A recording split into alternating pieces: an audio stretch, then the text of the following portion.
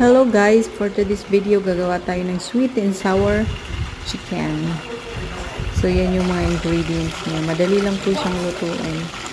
And napakasarap and crunchy ng chicken. Thank you for watching. Don't forget to subscribe. See you later. Babush! Dili mo sunod sa yata sa mga maguwang.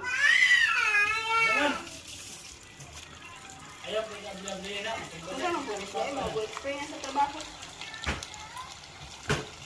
Experience sa trabaho. Bisa buat perlu eh. Well,